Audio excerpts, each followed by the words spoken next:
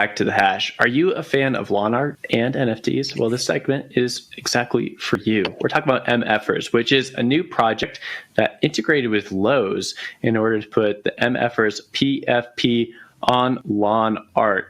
Pretty interesting development here. We have Matt Varnell of Total Marketing Web3 joining us now to talk about it all. Matt, first of all, welcome to the show. And second of all, how did you get Lowe's to go along with this? Interesting development for the NFT space. Yeah, thank you guys for having me. Very excited to talk about the project. My IRL job is product development, marketing, sourcing. I've been calling on Lowe's and other big box retailers for about 18 years now. So, it was it was a match made in heaven.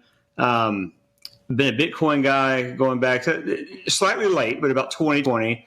That transitioned into NFTs, discovered the MFers. What really intrigued me about the project was the CC0 aspect of it, to where it's essentially public domain. Satoshi, when he put out the project, did so in the manner where MFers can do what they want with it. So you can take it, you can put it on product. It's open to anyone to use that for whatever means they see necessary. Okay, I have to ask you, does Lowe's know what MFers is? Like, how did this conversation happen? Like, how did you get the flag to be sold on the Lowe's website? So if you go into a Lowe's store today and you shop garden flags, I'm actually responsible for their everyday seasonal business, right? So there's a line of communication already established there. This transitions from season to season. You have your holiday winter, you go into spring, summer, so it just fall and then kind of circles back around. So that line of communication was there. I'm constantly having meetings with the merchant team. This idea to sort of test the theory of, can Web3 help push, whether it's the marketing, the sales, engagement, in the right direction. It basically took them trusting me, believe it or not, to make this thing work. The buyer himself didn't have a history in NFTs, crypto, so to speak. So basically, I said, trust me on this one. Let's see what happens. This is a test, and I got the green light. So yeah, it was a lot of selling on my side, to be quite honest with you. Yeah, so that makes total sense to me as far as how this would happen. Thank you for the additional context on that. I'm super curious about the CC0 connection here, kind of in all of this stuff. Again, like CC0 is something that's been getting trendy sort of in the world of NFTs. Sure. And basically it means that the owners retain no rights and anybody can really do whatever they want. That seems like that's kind of a double-edged sword though. And can you talk about how you're thinking about kind of the CC0 component and whether this is something that you would look to be doing more in the future, perhaps with other brands? Yes, I would say absolutely. From our perspective, it's more about the entire community of MFers and NFTs really as a whole from the CC0 standpoint, right? So what we've discovered is it's almost like a built-in marketing team of devout supporters of not only the MFer project, but NFTs as a whole. And the sort of guerrilla marketing that's happened with Twitter specifically it was somewhat unexpected, to be honest with you, but we've kind of flipped the narrative to where now the consumer becomes the marketer. So, I mean, we're all over Twitter at this point with people finally this week receiving the product in the mail, putting it out there. And so it's from the CC0 aspect, there's no licensing fees. I mean, I've worked with Disney. I've worked with other, big brands in the past where there is a hefty licensing fee there. So really, it was an experiment. Can we bridge Web 2 with Web 3 and see if this CC0 thing can actually fly? Flag pun. That was a nice, good work. Correct.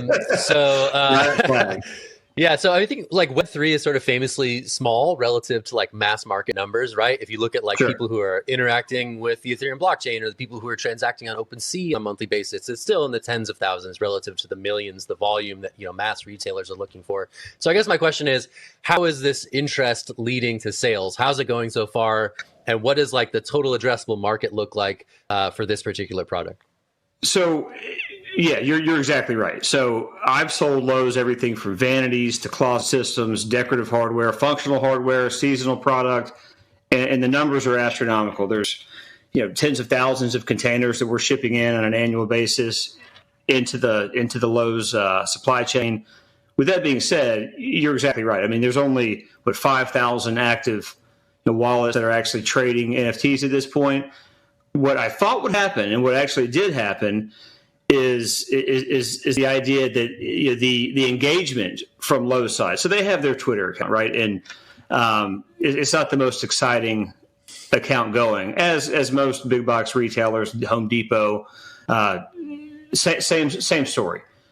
They have gotten probably 100x plus engagement just within this Web3 community. So outside of selling the product, what we've discovered is it's really become a very, very strong marketing play for these guys.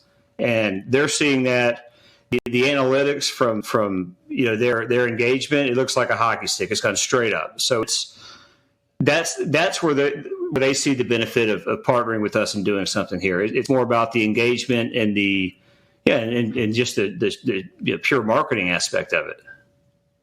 Got it. We are going to leave it there. I have to ask, if we worked it out, could we get like a hash garden flag going? Could we get all of us on a flag in a Lowe's one day? Well, to be honest with you, this is not just a one-off situation. It's called seasonal MFers. And so this is edition 1. Season 1, edition 1. We have a Halloween flag, which of course will feature the zombie MFer on it. We have a holiday flag in the works. We have a winter flag in the works. In between, because I'm also a memes maxi, we're gonna put out one of these 6529 freedom to transact, and that's going to happen, I'd say, in the next 6 to 8 weeks, somewhere in there. So this is going to be an ongoing project for us. So we're going to have new designs, new product.